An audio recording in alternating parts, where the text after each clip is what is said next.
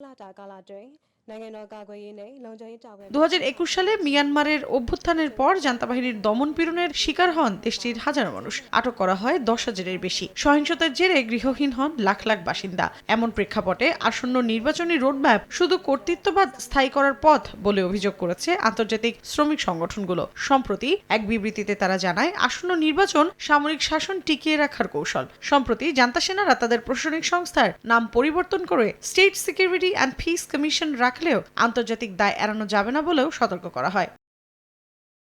এরই মধ্যে চলতি সপ্তাহে দেয়া এক বিবৃতিতে মিয়ানমারের ন্যাশনাল লীগ ফর ডেমোক্রেসি বা এনএলডি জানায়, আসন্ন নির্বাচনে প্রার্থী হওয়া তো দূরের কথা, যে কোনো ধরনের অংশগ্রহণকেও দলীয় শৃঙ্খলা লঙ্ঘন হিসেবে গণ্য করা হবে। শাস্তির আওতায় আনা হবে সংশ্লিষ্ট সবাইকে। এনএলডির অভিযোগ, সীমিত অঞ্চলে ভোট আয়োজনের চেষ্টা আসলে সামরিক শাসনকে বৈধতা দেওয়ার প্রহসন। গণতান্ত্রিক বৈধতা বজায় রাখতে দলটি 2020 সালের ভোটকেই একমাত্র গ্রহণযোগ্য নির্বাচন হিসেবে পুনরায় ঘোষণা করেছে।